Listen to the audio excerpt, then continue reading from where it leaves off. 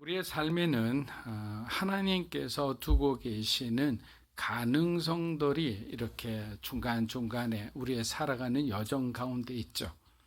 이 가능성이라는 것은 우리가 하나님의 음성을 듣고 하나님께 순종하는 순간 우리가 할 수 없는 영역의 일을 할 수 있다라는 거죠. 때로는 우리 눈에 이 가능성들이 보이지 않을 때가 사실 더 많아요. 그래서 굉장히 답답해하기도 합니다. 특히 어려움과 고난을 겪고 있을 때는 하나님께서 뭔가 터보 엔진처럼 우리를 갖다가 추진력 있게 이렇게 뭔가를 뚫고 지나갈 수 있는 힘을 주셨으면 좋겠는데 하나님은 계속 우리를 기다리게 하시고 때로는 계획되어진 그 계획마저 지연시킬 때가 있습니다. 그렇게 되면 우리가 초조해지고 불안해지죠. 그러면 당연히 저와 여러분의 믿음의 시야가 좁아진다는 사실을 기억해야 합니다. 그렇게 되면 어떻게 되냐? 하나님의 섭리를 우리가 바로 보지를 못하죠. 그런데 예기치 않은 곳에서 주님의 은혜가 나타난다는 사실도 또한 우리가 경험하게 됩니다. 그렇기 때문에 어떤 한 경험, 하나님을 경험한 부분 중에 어떤 개인적인 경험을 가지고 그것을 마치 부정적인 시각으로 세상을 바라보는 사람들도 있습니다. 그러면 어떻게 돼요? 절대로 우리가 부정적인 어떤 불신앙적인 태도로 하나님을 대해서는 아무런 기적도 일어나지 않죠. 그러나 작은 일에 감사하고 하나님의 존재를 의식하고 하나님께서 우리에게 주신 은혜를 기억하며 살아가는 사람들의 삶은 다르겠죠. 그런 사람들에게 당연히 하나님께서는 친절하게 그분의 놀라운 계획을 드러내신다. 이것이 제가 하는 말이 아니고 성경에 나타난 하나님의 모습이라는 거예요. 성경은 우리에게 그것을 가르쳐 주는 거예요. 겸손한 자에게, 하나님과 친밀한 자에게, 들었을 때 하나님의 말씀에 가감하지 않고 말씀대로 순종하는 자에게 하나님은 하나님의 뜻을 그대로 보여주신다. 그리고 그 뜻을, 그리고 하나님의 그 계획을 이룰 수 있도록 우리에게 힘을 주고 사람을 주고 필요한 재정도 채워주시겠죠. 중요한 것은 뭐냐? 하나님하고의 우리의 수직적 관계이고요. 그 관계에서 문제가 일어나면, 트러블이 생기면 사실은 이 수평적 관계, 이 어떤 인간관계를 비롯해서 우리가 하는 이 땅에서 일은 다 엉킬 수밖에 없어요. 복잡해질 수밖에 없는 거예요. 그래서 우리 믿음으로 사는 교회가 vertical church잖아요. 수직적 하나님과의 관계가 가장 우선순위에 두고 하는 것. 개인적인 하나님과의 어떤 여러분의 말씀 생활. 그래서 끊임없이 여러분들이 뭐 클릭해서 들으시든 안 들으시든 계속 말씀을 보내드리는 겁니다. 오늘 우리가 함께 공부할 나오미의 이야기는 회복과 감사의 교훈을 담고 있습니다. 나오미는 한때 베들레헴에서 아주 행복한 아주 나름 유지 시절을 보냈지만 기근이 찾아오자 아브라함과 같은 어리석은 선택을 하게 됩니다. 자, 모압으로 이주를 하는 거예요. 아브라함은 애굽으로 갔지만 나오미는 와 엘리멜렉은 모압이라는 모압 땅으로 이주를 하게 됩니다. 이 선택은 물론 이제 상황적으로는 이해할 수 있죠. 왜? 뭐 어쩔 수 없는 경제적 어떤 생존적 필요성에 이루어졌다고 생각을 해요. 도저히 먹고 살 게 없으면 어디라도 가야 될 거 아니에요. 그렇지만 영적인 관점에서 보면 믿음의 길을 벗어나 엉뚱한 길을 가는 굉장히 위험한 선택이었다. 모압에서의 삶은 나오미에게 아주 큰 시련을 주었고 이로 인해 하나님의 백성으로서 나오미의 신앙적 정체성은 혼란스러워졌어요. 그곳에서 그녀는 남편 엘리멜렉과 사랑하는 두 아들을 잃어버리게 돼요. 며느리 둘만 남게 되죠. 그리고 경제적 어려움에 처하게 됩니다. 여러분, 당시 여성으로서 가족 없이 살아가는 것은 거의 불가능했어요. 생존이 어려울 정도로 궁핍한 생활을 할 수밖에 없었다. 그러니까 자기를 지지해 줄 사람이 없는 거예요. 그러니까 심한 고립감도 느끼게 됩니다. 또한 사랑하는 사람과 연이은 그러한 사별, 이것은 굉장히 마음에 큰 충격을 가져다 줍니다. 정서적 고통을 주었고 하나님에 대한 믿음은 점점 더 강하게 흔들리기 시작합니다. 그러나 이 나오미의 이야기는 우리에게 하나님께서는 어떠한 상황 속에서도 하나님을 바라는 자는 끝까지 돌보신다는 아주 중요한 교훈을 담고 있습니다. 그녀의 삶은 시련을 겪는 이들에게 희망과 감사의 메시지를 전해주는 거죠. 자, 모든 것을 다 잃고 이제는 어찌할 수가 없으니까, 고뇌에 몰리니까 기억나는 것은 뭐예요? 베들레헴밖에 없죠. 고향으로 돌아가면 어찌 하겠지. 근데 오르바라는 며느리는 자기 고향으로 돌아가고 룻이 그녀 곁에 그녀를 지지해 줍니다. 어둠 가운데 등불과 같은 그 희망의 존재가 바로 룻이었습니다. 사랑하는 여러분, 우리들의 인생도 때로는 추락하는 듯 정체되는 듯 보여도 사실 우리 눈에 보이는 것이 전부가 아님을 여러분들이 믿어야 합니다. 시편 우리 40편 1절에서 3절 한번 읽어보겠습니다. 내가 여호와를 기다렸더니 귀를 기울이사 나의 부르짖음을 들으셨도다. 나를 기가 막힐 웅덩이와 수렁에서 끌어올리시고 내 발을 반석 위에 두사 내 걸음을 견고하게 하셨도다. 새 노래 곧 우리 하나님께 올릴 찬송을 내 입에 두셨으니 많은 사람이 보고 두려워하여 여호와를 의지하리로다. 자, 시편 40편을 통해 우리는 고난의 순간에 누구를 의지해야 되는지 이 다윗의 시를 통해서 우리는 깨닫게 됩니다. 자, 다윗은 굉장히 어려운 상황이죠. 여러분, 여기서 기가 막힐 웅덩이와 수렁이라는 것은 이것은 인간의 힘으로 할 수 없는, 극복할 수 없는 어려움, 이런 뜻이에요. 아무리 다윗이 용을 써도 할 수 없는 그런 상황에 처했을 때는 다윗은 깨달았던 거죠. 하나님을 의지하는 것밖에는 내가 이 어려운 가운데서 나올 수 있는 길은 없다. 그래서 다윗은 하나님을 기다렸을 때 기적은 일어났습니다. 여러분, 기다림이라는 것은 사랑이죠. 사랑이라는 것은 믿음이 있기 때문에 사랑이죠. 근데 중요한 것은 뭐냐? 만약에 다윗 역시 여기에서 끝났다면 뭔가 하나 2% 부족하죠. 그러나 3절을 보면 뭐라고 되어 있습니까? 다윗은 새 노래로 하나님을 찬양하고 하나님의 은혜에 감사드렸다라고 나와요. 여러분, 이것이 소위 다윗의 클래스죠. 다윗은 어떤 1차원적인 그런 어떤 관계가 아니었어요. 하나님께 받은 부분에 대해서 그는 마음으로부터 하나님께 감사드렸던 거예요. 근데 우리가 한번 찬송가에 나와 있는 그 가사처럼 여러분들이 올 한 해 2023년 동안에 하나님 주신 복을 한번 세어보세요. 기록해서. 얼마나 하나님께서 우리에게 많은 부분에 축복을 주셨는지. 근데 우리가 생각하는 축복은 인생의 큰 기적 같은 변화만 생각하는데 그렇지 않잖아요. 우리의 마음의 변화, 우리의 믿음의 성장, 어떤 우리 자녀들의 점진적인 어떤 믿음이 성장하는 모습들, 굉장히 사업하는데 곤란해 있었는데 하나님께서 이쪽 저쪽에서 하나님께 사람을 붙여주는 것, 그 모든 것이 하나님이 우리에게 부어주신 감사의 제목들인 거예요. 근데 중요한 건 뭐냐? 감사할 수 없는 사람은 가장 위태로운 사람이라고 생각해요. 영적으로.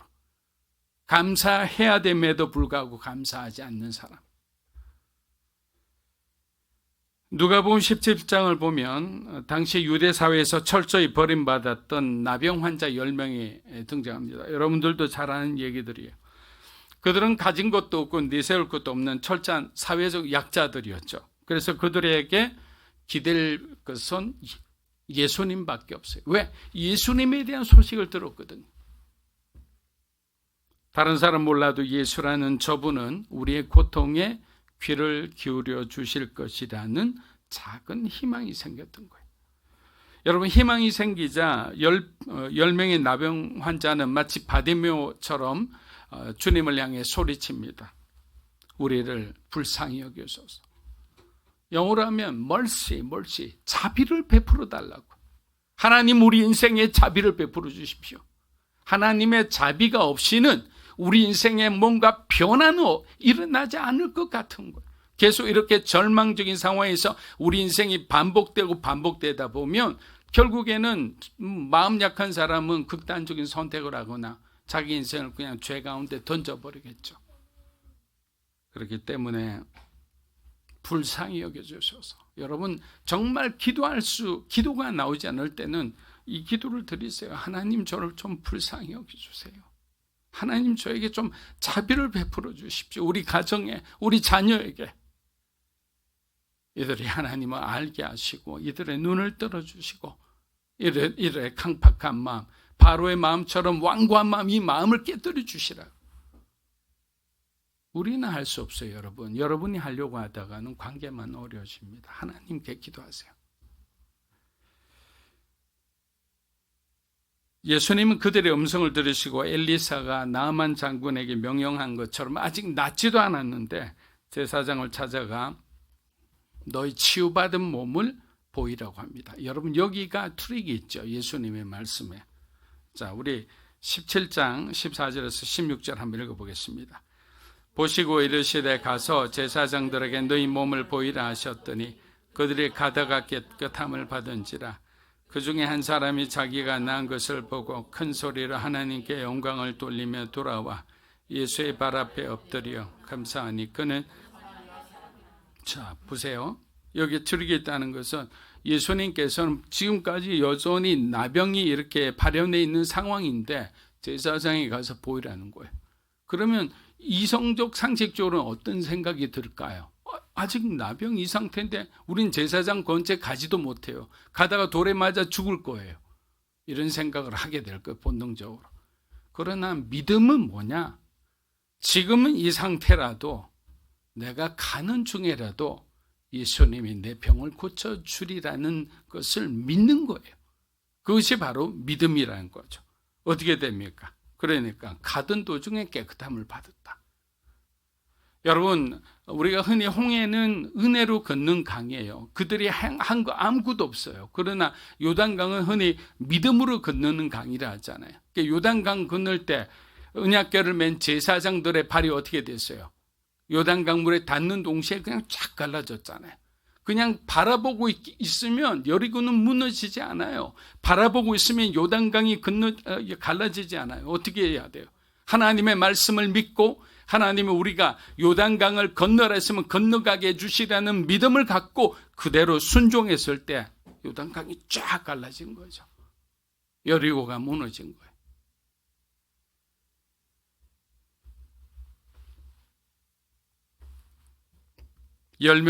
문제는 그 다음이에요. 10명 중 고작 한 사람만이 예수님을 찾아와 감사했어요. 예수님은 자신을 찾아온 유대인도 아니에요. 사마리아 나병 환자였어요.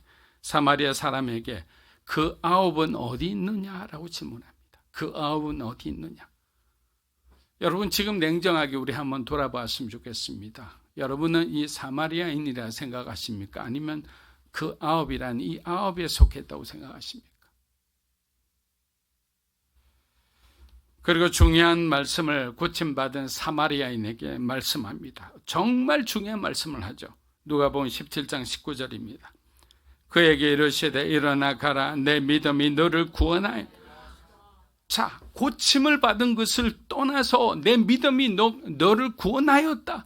영혼의 구원에 대해서 말씀하는 거예요. 자, 앞서 있었던 그 9명은 질병은 치료받았을지 몰라도 정작 그들의 영혼은 구원받지 못했어요. 그러나 하나님께 감사하러, 예수님께 감사하러 돌아온 그 한 명의 사마리아인은 어떻게 됐습니까?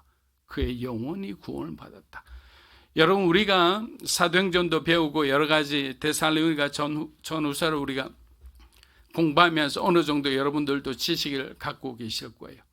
뭐 이방인과 이 유대인의 구원에 관련된 부분에 대해서.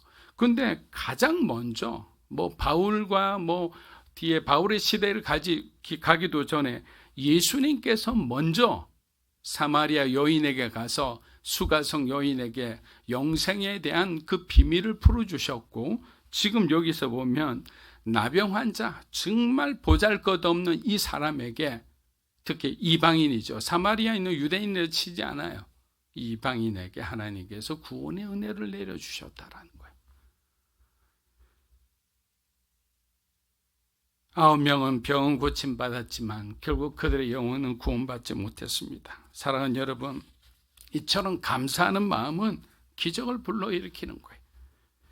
감사하면 내 자신이 먼저 변하기 시작합니다. 그래서 한번 여러분들이 올해 실천을 한번 해보셨으면 좋겠어요. 얼마 남지 않았잖아요. 그래서 집에서 불평불만 짜증내지 말고 그냥 감사합니다. 짜증날 때마다 짜증이 아니라 감사, 이렇게 한번 해보세요. 그냥 화가 날 때는 화가 아니라 감사. 그래서 계속 여러분들이 작은 일에도 뭔가 이렇게 생각대로 안 되면 하나님 감사합니다. 저는 이렇게 이 일이 지연된 데 대해서 마음이 불편하지만 하나님께서는 이 일에 대해서 왜 지연됐는지 알고 계시리라 믿습니다. 나는 하나님을 신뢰합니다. 감사합니다. 이렇게 하면 되죠. 그렇게 우리는 계속 그렇게 감사하는 거예요. 성공에도 감사하고 실패에도 감사하고. 왜? 하나님의 뜻이 항상 옳기 때문이죠. 하나님 우리의 완벽한 시간을 아세요. 그렇기 때문에 실패를 통해서 우리에게 하나님께서 배우게 하자는 그 교훈들이 있고, 또 성공하면 우리가 교만할까 봐 우리를 막 그냥 갑자기 낮추시기도 하고. 그러니까 신묘막측하다라는 거죠. 하나님의 교회가.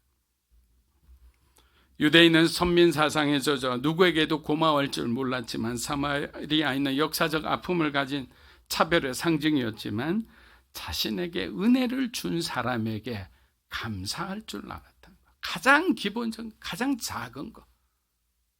근데 그 사람이 축복을 받았다라는 거예요. 룻기 2장 1절에서 2절입니다. 나오미의 남편 엘리멜렉의 친족으로 유력한 자가 있으니 그의 이름은 보아스더라. 원하건대 내가 밭으로 가서 내가 누구에게 은혜를 입으면 그를 따라서 이삭을 주겠나이다 하니 나오미가 그에게 이르되 내 따라 갈지어다 하며. 자, 룻기 2장 1절에서 나오미와 룻의 이야기의 중요한 인물이 보아스라는 인물이 처음으로 등장합니다. 보아스는 엘리멜렉, 그 나오미의 남편이죠. 와 친족이에요. 친족, 가까운 친족. 그래서 앞으로 나오미와 룻의 삶에 굉장히 영향을 끼치는 인물입니다. 자, 그럼 이 보아스란 존재는 제가 앞에 서두에서 말씀드린 그 내용과 연결이 돼요. 우리의 삶에 준비하신 가능성이에요. 가능성. 보아스란 인물. 그러니까 나오미와 룻은 지금 과부들로서 뭐 아무것도 할 수 없는 그런 여인들이에요. 그냥 억지로 이삭 줍듯이 그렇게 살아가는 것밖에 없어요. 그런데 보아스라는 인물을 만나게 되면 새로운 길이 열리고 새로운 가능성이 그들의 삶에 찾아온다는 거예요. 하나님은 보아스를 준비하고 계셨다. 베들레헴에 도착하고 한바탕 소동이 끝나자 이제는 생계의 문제가, 먹고 사는 것이 이제 현실이 되었습니다. 당시 과부들은 부양해 줄 수 있는 사람이 없는 이상 대부분 지독한 가난 속에 살았습니다. 그러나 한 가지 방법이 있었는데 그것이 뭐냐? 추수 기간에 허락되어진 이삭 줍기, 이거 하나였어요. 신명기 24장 19절 우리 한번 읽어보겠습니다. 내가 밭에서 곡식을 뺄 때 그 한 뭇을 밭에 잃어버렸거든 다시 가서 찾아오지만 나그네와 고아와 과부를 위하여 남겨두라. 그리하면 내 하나님 여호와께서 내 손으로 하는 모든 일에 복을. 보리 수확 시기인 4월에 나오미와 룻이 베들레헴에 도착한 것도 하나님의 은혜다. 한겨울에 두 사람이 돌아왔다면 정말 말도 못하는 그런 어떤 어려움을 겪었을 겁니다. 그러나 신실하신 하나님께서 그들에게 보리와 밀을 추수하는 날을 통해 그들이 돌아오게 하셨다. 룻은 주변의 어떤 사람들을 의식하지 않고 부끄러워하지 않고 어머니 말씀을 듣고 그냥 결단해서 순종해 나갔다는 거예요. 룻기 2장 3절에서 5절입니다. 룻이 가서 베는 자를 따라 밭에서 이삭을 줍는데 우연히 엘리멜렉의 친족 보아스에게 속한 밭. 마침 보아스가 베들레헴에 와서 베는 자들에게 이르되 여호와께서 너희와 함께 하시기를 원하노라 하니 그들이 대답하되 여호와께서 당신에게 복 주시기를 원하나이다 하니라. 보아스가 베는 자들을 거느린 사환에게 이르되 이는 누구의 소녀냐 하니, 여러분 3절을 보니까 뭐라고 되어 있습니까? 우연히 엘리멜렉의, 그죠? 우연이란 말이 나옵니다. 여러분 우연이 계속 반복되면 진짜 필연이 되는 거예요. 지금 룻이 살던 시대는 사사시대예요. 근데 이 사사시대는 여러분 잘 알다시피 치안 상태가 그리 좋지 않았습니다. 특히 이방 여인의 경우에는 이 추수 타작하는 이곳에서 굉장히 몹쓸 짓을 당하는 경우가 아주 종종 있었기 때문에 룻은 자신을 보호해 줄 수 있는 사람의 타작마당에서 이삭 죽기를 사실은 원했던 거예요. 시어머니 허락을 받은데 룻이 이삭 베는 자를 따라다니며 이삭을 줍다가 우연히 도착한 바로 그곳, 그 타작마당의 주인이 보아스라는 거예요. 여러분 이것을 믿음이 없는 사람들은 이것을 우연이라 이야기합니다. 그러나 저와 여러분 뭐라고 이야기합니까? 하나님의 섭리적 사건이죠. 하나님의 섭리 안에 있는 만남이죠. 이런 만남을 누가 주도하시느냐? 하나님이 하신다는 거예요. 4절을 보면 보아스가 얼마나 성숙한 믿음의 사람인지 알 수 있습니다. 자, 추수꾼들이라는 사람들은 그냥 우리로 말하면 양반과 하인이에요. 종에 불과한 사람이에요. 근데 그 사람들을 어떻게 해야 되나? 존중합니다. 신분이 낮은 사람들을 가족처럼 따뜻하게 대해줬어요. 보아스의 훌륭한 인격을 존경하는 일꾼들은 보아스를 향해서 여호와께서 당신에게 복을 주시기를 원하나이다. 여러분 정말 칭찬은 같은 동료들로부터 받는 게 아니에요. 함께하는 사람들 중 부하 직원들로부터 존경받는 사람은 진짜 리더라고 생각을 해요. 왜? 그들의 마음을 이해하는 사람이니까. 그만큼 겸손하고 그만큼 따뜻하고 사랑스러운 사람이니까. 이스라엘에 반복되어 온 죄악 중에 하나님께서 가장 싫어하는 죄는 뭐냐? 우상숭배도 있죠. 도덕적 어떤 윤리적 타락도 있죠. 그러나 그만큼 싫어했던 것은 바로 약한 자를 괴롭히고 그들의 모든 것을 착취하는 거예요. 그러니까 과부와 고아와 나그네를 돌보라는 말씀은 구약에서 신약까지 계속 이어져 나오는 하나의 연결되는 말씀이에요. 그만큼 가난하고 어려운 사람, 소외된 사람, 사회적인 약자 그들을 갖다가 소홀히 여기고 핍박하고 오히려 그들의 것을 착취한다. 그래서 하나님 앞에 큰 범죄를 저지르는 겁니다. 나중에 여러분들의 사업이 번창해서 그 어떤 문제가 생긴다면 그런 부분은 우리가 경계하고 또 경계해야 되는 부분이. 룻기 2장 5절에서 우리 7절 한번 읽어보겠습니다. 보아스가 베는 자들을 거느린 사환에게 이르되 이는 누구의 소녀냐 하니 베는 자를 거느린 사환이 대답하여 이르되 이는 나오미와 함께 모압 지방에서 돌아온 모압 소녀인데 그의 말이 나로 베는 자를 따라 단 사이에서 아침부터 와서는 잠시 집에서 쉰 후에 지금까지 계속하는 중이니라. 자, 보아스가 엘리멜렉의 친족이라는 것은 고대 이스라엘의 어떤 후견인 제도에 따르면 룻과 계대 결혼이 가능하게 돼요. 동시에 나오미가 베들레헴에 있는 엘리멜렉의 재산을 이제 찾을 수가 있는 거예요. 자, 나오미는 가난했지만 엘리멜렉이 베들레헴에 두고 있는 재산이 있는데 당시 법으로는 여자 혼자서는 그 재산을 찾을 수가 없어요. 왜? 여자에게는 소유권이 없었기 때문에. 그러나 여자가 결혼을 하게 되면 그 결혼을 하면서 그 부부에게 그 소유권이 이전이 되는 거예요. 그러니까 보아스라는 사람은 룻에게만 그 구원자가 아니라 나오미에게도 어마어마한 그의 삶을 회복시킬 수 있는 중요한 인물이었던 거예요. 그러나 룻은 자신이 보아스의 부인이 되겠다 이런 생각조차도 하지 않고 오직 시어머니를 위해서 충성을 다한다 그런 생각밖에 없었어요. 그런데 놀랍게도 5절을 보니까 어떻게 됩니까? 보아스가 먼저 룻을 바라봅니다. 여러분 이것은 예수님께서 우리에게 먼저 찾아오신 것과 마찬가지예요.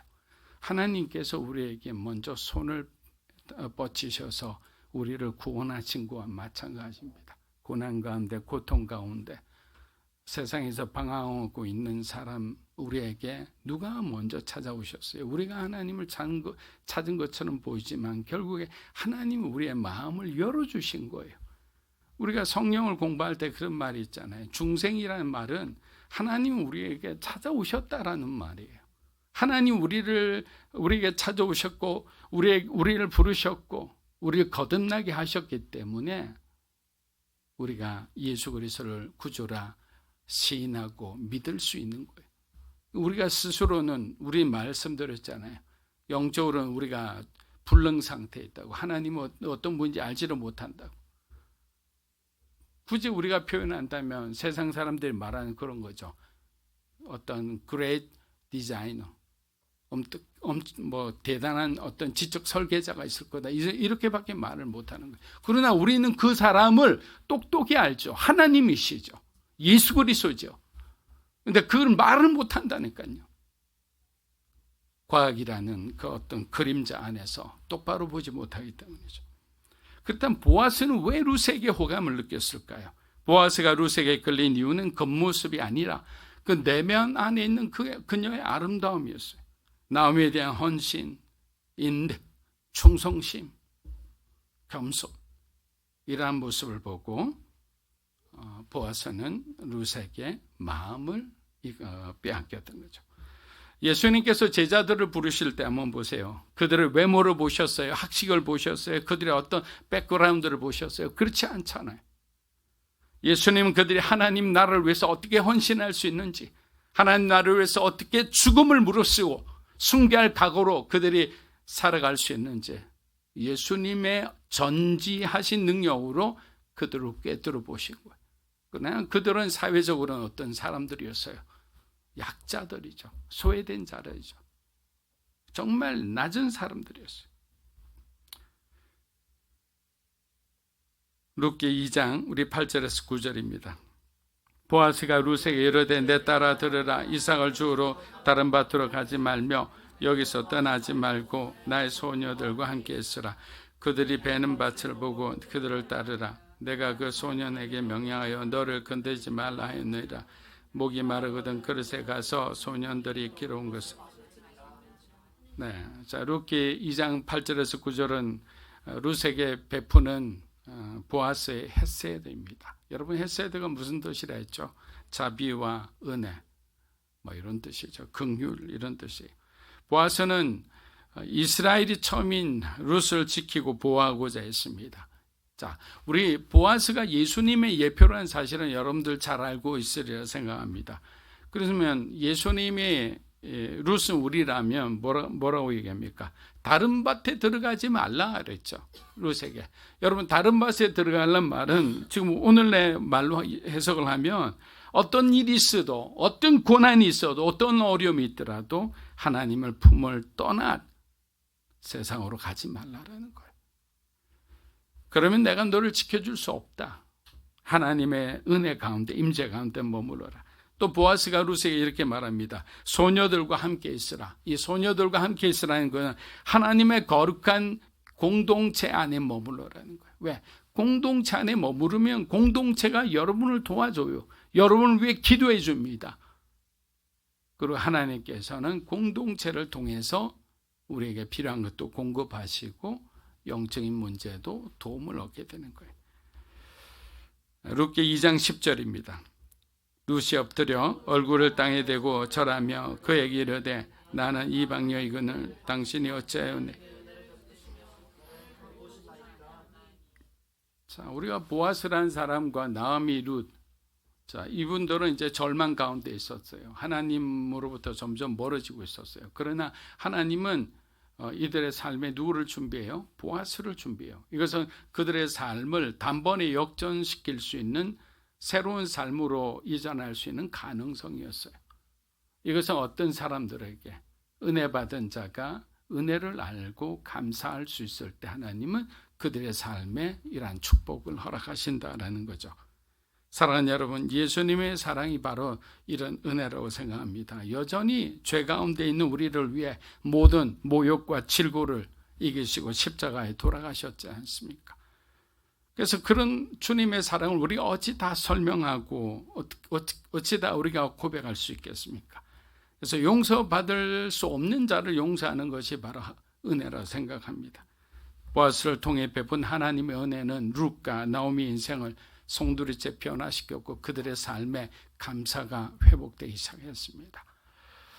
사랑하는 여러분, 2023년 사실 코로나까지 이어져 왔기 때문에 여러분의 삶도 녹록지 않았다고 생각합니다. 여러 가지 환경의 변화도 있었으리라 생각합니다. 그러나 중요한 것은 우리의 어떤 환경 속에서도 하나님은 여전히 우리에게 은혜를 베풀고 계시고 지금도 우리를 가장 선하고 좋은 곳으로 인도하고 계신다는 사실을 믿는 것이라 생각합니다. 작은 일에도 감사하고 정말 그 감사를 실천하며 하나님의 은혜를 경험하는 여러분이 되시기를 주의 이름으로 축복합니다.